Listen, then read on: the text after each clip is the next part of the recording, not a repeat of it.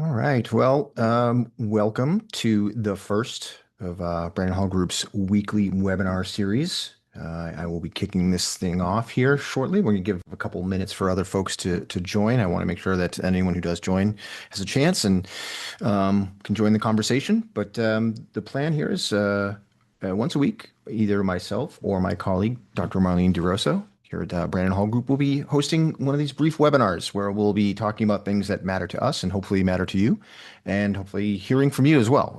The point is to drive a dialogue and have a conversation, which can either be here now in real time or after the fact. Maybe you're watching this recording or you have attended and had a chance to think about things and want to ask some questions. You can always reach out to us. But the whole idea is to have an ongoing conversation throughout the year about various important topics. So I really appreciate people taking some time to join me here. And of course, you can use the chat function to ask questions, to share insights, to say where you're attending from, tell me how much snow you have or don't have. I'm originally from New England, and all my family up there is sending me reports of massive snow to me down here in St. Petersburg, Florida. So it's an interesting conversation, to say the least. But I really appreciate everyone joining. And as the slide tells you, because it's the first of these and it is January, I figured in honor of the Roman god Janus, we will take a slight look back as well as a look forward in this first edition of the weekly webinar series. And we'll take a look at some of the research we did late last year around the state of learning and the state of talent to see kind of where companies were with these topics, where they think they were headed with a variety of things. And then I want to give a sneak peek at some of the predictions that we here at Brandon Hall Group have made in our very, very soon to be published Outlook book for 2026. So again, welcome everybody, and please feel free to make liberal use of the chat feature today. A little bit before we get started, just for those of you who might not be completely familiar with us, Brandon Hall Group, we've got a whole bunch of things that we like to offer folks, and we want to give you an idea of some of the opportunities that we've got, right? So there's, of course, our various excellence awards, which I can show you a little bit more detail on those, but there's Excellence in Action, the HCM Excellence, Technology Awards, and then Technology and Education, also known as EdTech. So we've got a variety of awards programs that you may or may not be familiar with. We've got our events, the signature event of which is coming up very, very soon, the HCM Excellence Conference here next month. Still a chance to join and come if you like. It's a great event. We learn a lot from each other at that one. Really rave reviews for that event every year. And of course, we've also got the Brandon Hall Group Institute, where you can actually elevate your own expertise and dive into all of the different research that we've done in these structured programs that we've built in a ton of different areas. So if those interest you, please check those out as well. Again, those awards programs, here they are spelled out a little bit more in detail. You can read those for yourselves. But of course, the technology ones are around technology use in talent, learning, HR, talent acquisition, what have you. The EdTech is a little bit more focused on K-12, universities, business schools, that sort of thing. Excellence in Action, where we like to highlight workforces that are really amplifying that employee voice, and the broader human capital management, which is amazing programs across the whole HR spectrum. So please check any of those out if you're not familiar. But those are the engine of our great program. And of course, the awards ceremony at the Excellence Conference, which is coming up. So please reach out to us if you have any interest in that for this year. I know it's coming up very, very shortly, but maybe you'd like to join this year or even next year. Just let us know. And as far as letting us know, again, please, please, please, if you have anything you'd like to share, thoughts, do you want to argue with me, tell me I'm wrong, or ask a question, anything at all, please use that chat and have a conversation with me, because that's my favorite part. Okay, so with that all out of the way, let's do what I said. We're going to do a little bit of a look back. So we wanted to look at the state of learning, the state of talent from our research this past year, and get a sense of where people's heads are at and where we think things are going to be throughout this coming year, and where some of the things that we can focus on. And I do all this in a spirit of, you'll notice the title of the webinar is Making Progress, because I've been doing this work for about 20 years, the vast majority of that with Brandon Hall Group, but doing all kinds of research and talking to countless organizations, both technology providers and corporate entities and HR leaders, talent leaders, learning leaders. I feel like we're often facing the same challenges year in, year out. They shift slightly in a bit of flavor, but they always tend to be the same things. And I'd really like to get to a place where we can start to move some of those things and start to deal with other challenges as opposed to what currently happens is we have all these challenges we face and then some new big noisy shiny thing happens and we focus on that and those basic challenges still remain. So the one thing we can see when we ask companies, what are the biggest things holding you back from, achieving your goals and learning and your strategy? Number one thing is time. No surprise, right? Although we've been told for a couple of decades that technology was going to save us so much time, we wouldn't know what to do with all the free time that we have. That has clearly not come to pass. In fact, I think we've managed to find ways to invest our efforts even more so. So we never actually have any free time. No one really knows what spare time is. And we're just continually time constrained because new things keep popping up and we're still managing the old things. And of course, resources and budget as well as an issue. But you see the budget issue creep up and down based on where things are. I wouldn't be surprised if at the end of this year, when we ask this question again, that creeps up. And I think we're all aware of sort of the economic factors that are going on right now. But all in all, money can't buy you time in most places. So I think that time constraint has a big impact on a lot of the decisions companies make. And we'll get into a little bit of that, but especially around technology, because that is sort of the promise of most technologies, right? Is it's somehow going to save us some time. So there's a big focus on that. When you look at it through the broader talent lens, right, not just the learning lens, we ask some very specific things like, okay, what are your challenges around the way you manage talent within your organization?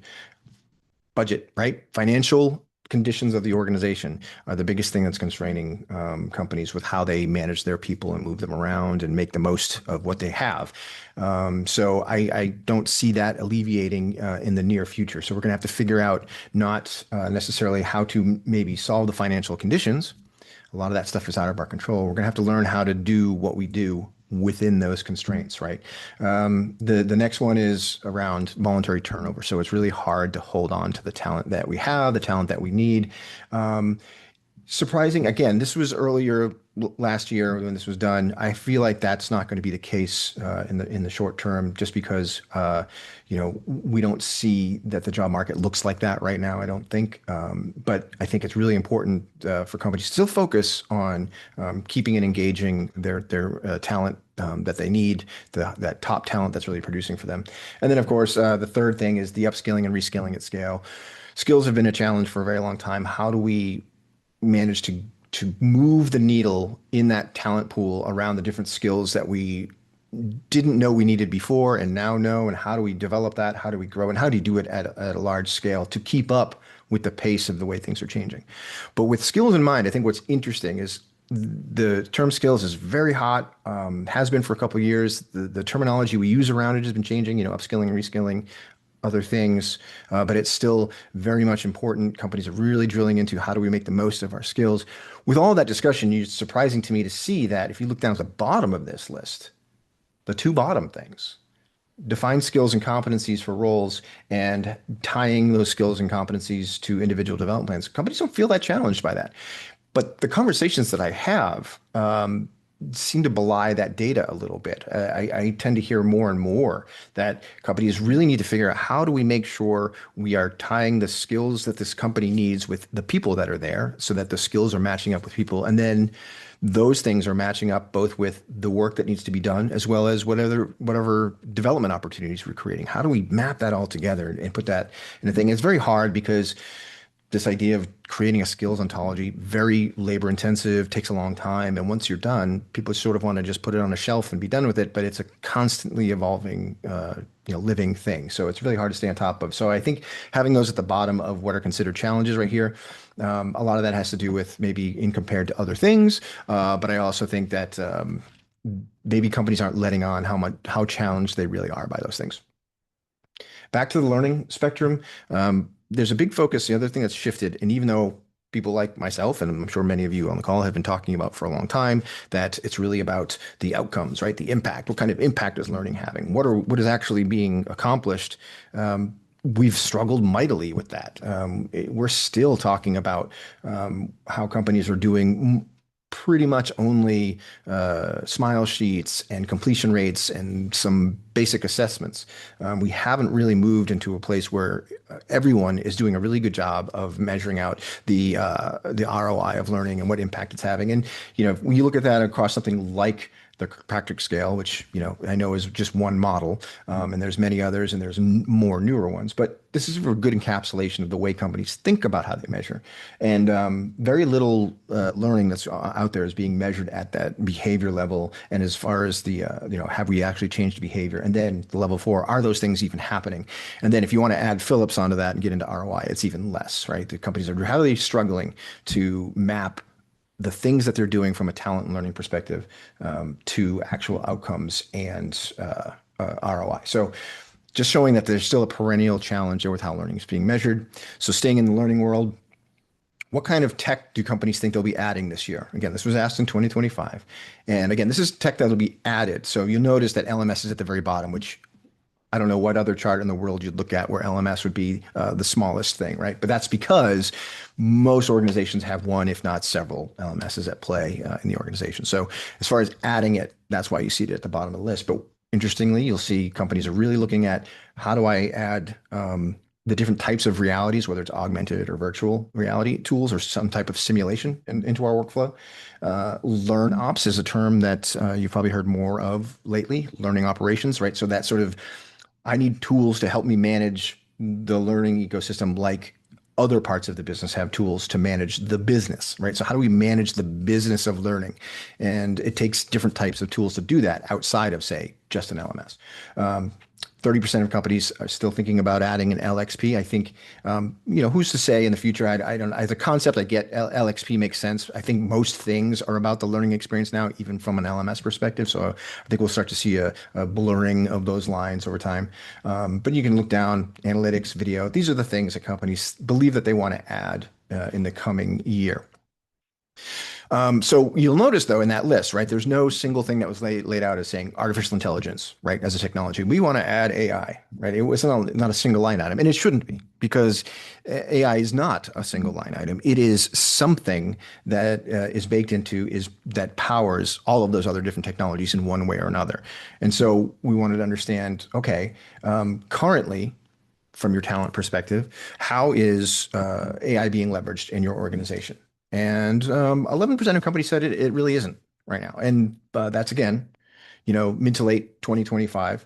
I think you're seeing it's just changing, good, bad, and different. Plenty of arguments to be had for a lot of different perspectives on AI, but it's here, it's in the tools that we purchase, whether or not your organization is using it directly in the way you work, directly in the products you create, it's having an impact on everything. And so you'll see here, 30% of companies say, well, we're combining a bunch of different tools using AI, right? We're pulling in different AI tools to create new platforms, new technologies that do what we need it to do. A lot of use around support assistants and bots, right? So chatbots, not surprising. But you'll see the number one thing, the 61%, is sort of the low hanging fruit from a learning perspective, helping with content creation. How do I get, again, going back to that time constraint, how do I leapfrog that process of creating content? And I'm not saying, push a button and say, I need a leadership management program, and you push a button and you get it right from AI. I mean more of, here's the outcomes I'm after, here's the audience, here are the things, help me build something, and then you'll get sort of a framework to build from, and then people will fine tune that and polish it. But again, trying to find ways to work within that time constraint. AI can do a lot from a content creation standpoint to minimize that time. Personalized learning, we can talk about in a little bit more in a second here, but different various forms of AI, however you want to define it, are definitely at work within that personalization piece. And you'll see how companies are, moving ahead, trying to get that to be better and why. The last piece of last year's data that I want to share around is, again, AI, but now from a talent perspective. What kind of talent processes and technologies will companies be leveraging AI within? And so, trying to get, you see a little bit more than a third saying, well, if there's a way that we can improve engagement with employees, let's do it, right? Because that's always something that companies are after. There is a promise that certain types of AI interactions can help do that. Let's explore that. I think you'll see where AI starts to, and again, AI is now a catch-all for probably, a dozen different types of technology, right? And that's just the fact. But a lot of it's automation based. And so companies are saying, well, yeah, we can call it AI, why not? But what I'm really looking forward to try to do is automate processes. Again, time constraints. How do I automate things? If you want to call it AI, go right ahead, but I need to get stuff done more efficiently. But you can look through some of these, and again, personalized employee development plans, right? Trying to use AI to uncover as much information as possible to create a more complete picture of the environment in which we're working. I think that's really a positive promise there that that's really hard to do as humans, to really uncover everything that's out there that feeds into what makes a good employee experience, what makes a personalized experience. And AI is doing a lot of heavy lifting in that area. And then you see other things around, optimizing where we put our talent. That goes back to that skills and that talent issue. Again, using an AI that can get a much broader, deeper picture of everything that's happening, so you can be more precise about how we allocate talent, when and where we deploy development opportunities and things like that. And of course, I think this one is sort of that interesting futuristic type. I mean, if you talk to, the providers, they'll tell you it's now and today, but this predictive attrition analysis, how can I use a tool that will point out to me, you might have some challenges here. There might be an opportunity to prevent some attrition in this area because of these factors. I think companies are really looking forward to AI to help them do that because it's something that's, let's face it, it's a prediction. It's very hard for people to do on their own. So that's some of the data. I wanted to hit up on some of the chat before we get into what's coming up for 2026. Lyndon, you were asking, if skills and competencies are defined, why are performance review not predictors of future potential? Boy, that's a very almost philosophical question, right?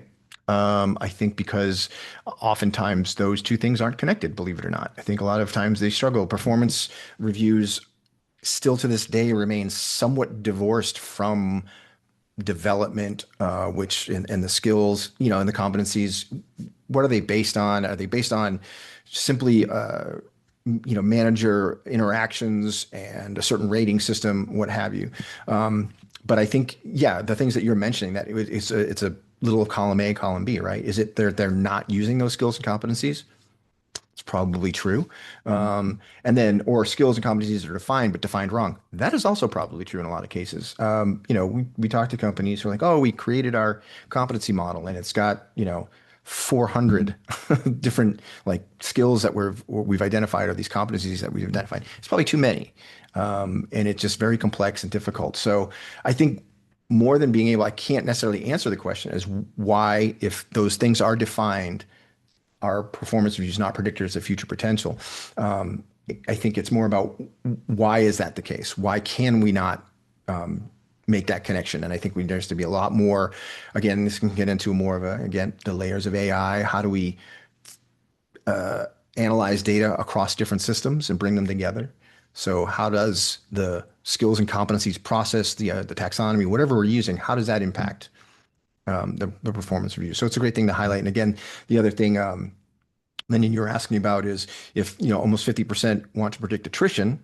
Well, what data, right? For performance reviews are not predictors of future potential. I think that's the key with thinking that they want to use AI for this, because if it was just performance reviews, they've got that data in front of them. They've got that. A manager can look at the results. They can report on what they got from each individual meeting and say, I feel like this person's going to leave, right? Based on their gut feeling and what they're looking at the performance review. But that's clearly not enough. And I think what we're saying is I need a tool that can pull all kinds of data from anywhere in the organization, things we didn't even think about, and recognize patterns. And it says, it turns out when it's really cold every third Tuesday of October, 10% more people want to leave.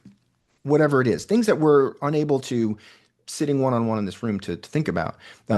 AI can help pull all that data and try to analyze and point out what it thinks are predictors. Then it's up obviously to the organization to decide whether that's true or not. But I think, yeah, again, what you've pointed out, Lyndon, is a very, a clear, yes, disconnect.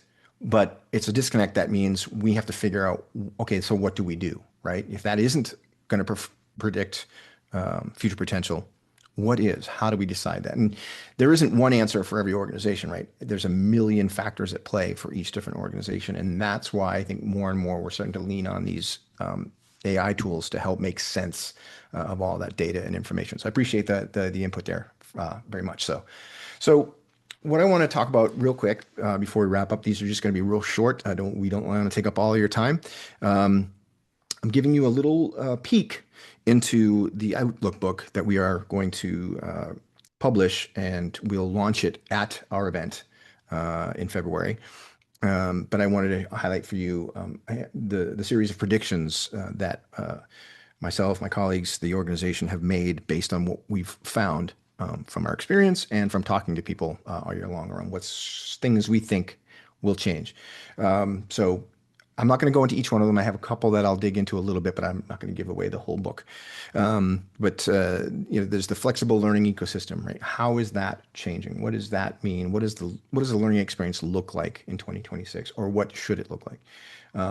What is this? We talked some of this, and I'll explain a little bit of it. The cognitive offload curriculum, I think, will become more in place, and or whether it's called that or not. I think the approaches, and like I said, I'll show some of that in a minute, will start to appear more. There'll be more neural learning integration. I think companies have over the years paid more and more attention to how people learn, how the brain works, and so we're going to see more of that be implemented.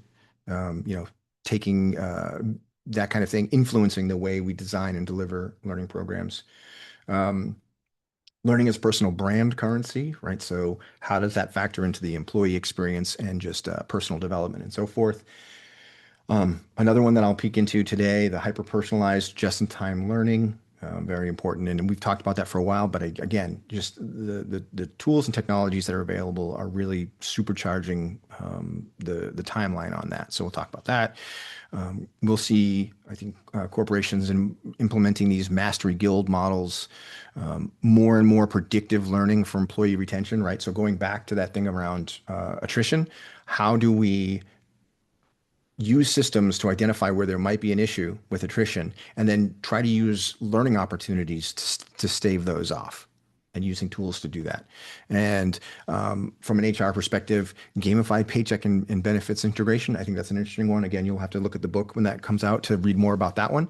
But to just dig into a couple real quick and see what you think, if you want to share any thoughts, please feel free. But around that flexible learning ecosystem, so we're talking about moving away from just the centralization of everything to more interoperability, right? So we're going to be using more targeted, and when I say more, I mean like more in number, and then there will be more targeted at the same time tools for content creation, as well as how do we track skills. And then you see this idea of blockchain. Why not use something like blockchain technology to attach the skills growth of a person, and it just builds into the digital identity of who they are. It becomes who they are and built into that blockchain. And then the idea of delivering via agents, learning and development within work context. The LMS will continue to transform. I mean, it's been pretty amazing over the last few years for as much discussion as there is around the LMS, and for years, oh, is it dead? And LXP is the new thing, and LMS providers have really come around, as well as anybody working on an LXP, to really change what technology can do in a learning environment, and around pulling in a lot of different opportunities and tools, not just a sole platform for learning. And of course, the outcome, the goal that the companies are looking for here is just more personalized, more responsive. We need learning to be more effective as it's being more efficient, right? So we're making the best use of people's time and delivering the most effective engagements as possible at all times, and making everything feel somewhat seamless. And you'll see that's a thread that goes through most of these predictions, is that sort of that seamless connectivity for learning and development. When I mentioned the cognitive offload piece, so a little bit about what that is. Again, having the idea of these co-pilots, these agents within the context of workflow learning. So meaning you now have these tools. We were talking about learning in the flow of work for a very, very long time. But now we've got tools that will allow you to insert these learning opportunities when they are necessary, when they are meaningful to the right people at the right time. It's one thing that we've talked about, right? Just for me, just in time. We've talked about a lot, but the tools at our disposal now help us identify what that really means, helps us really identify, okay, when I say just for me, who is that? And when I say just in time, when is that? Right? And the right learning, what is that? The AI tools are going to help us define all those things, pull them together, and make learning in the flow of work a little bit more of a reality than maybe it has been in the past. And this idea of around a focus on different things, that it isn't just for leadership, it isn't just for executives, it's up and down the organization. The idea of we need more people to have more skills with decision making, critical thinking. Um, you want emotional intelligence, emotional regulation, or however you want to look at that, and then collaboration and team building. Those kinds of skills are applicable across the board. They enhance almost anything else that you're trying to get people to know, to do, to learn. So there'll be a focus on those things as sort of a more mandatory curriculum up and down the organization. And then the last one I wanted to show a little bit of a peek into, again, I mentioned that hyper personalization. Again, here at Brandon Hall Group, we've been talking about personalized learning for it feels like ever, and it gets better and better every year. And so that, again, comes back to that agent integration where you're able to have these learning opportunities surface when they are the most meaningful, when you are doing the job, where you're doing the job, whether it's within your email or the CRM or obviously in a project management software, when you're actually doing the job, those opportunities become recognized and then present themselves with solutions. So again, that proactive intervention, we can head off larger issues if we're continuously providing quick learning solutions for problems that pop up in real time. So custom videos, checklists, quizzes, whatever it might be, something quick that you can drop in there. And what this hopefully does is it moves us another step closer to true learning in the flow of work, where something that I've often talked about is we have to get to a place where learning doesn't feel like something that's separate from the job. I'm doing my job and now I need to stop and go to this other place, into this other mindset so I can learn something about my job. And then I can come back and do my job. That's not to say that formalized learning programs won't ever exist. That's clearly not the case, but we need to do a better job of making learning feel like just one more tool in all of the tools that I have as I do my work, like Slack, like Salesforce, anything else. These tools that I use, learning becomes that. It's how I do my job. It's how I do my job better. So that's just a little sneak peek into what we see for this year ahead of us. The book obviously has much more in it, much more detail, and some examples and so forth. So look for that to publish in early to mid-February. We're going to launch it at our conference that you're all encouraged and welcome to attend. And if there are any other questions, I'll keep it open for another minute or two. If there's anybody who wants to share, anybody who wants to say anything, I'm right here. And if not, reach out to me after, and we can pick up another conversation, maybe one-on-one. So I appreciate your time and your input, and thanks for joining me.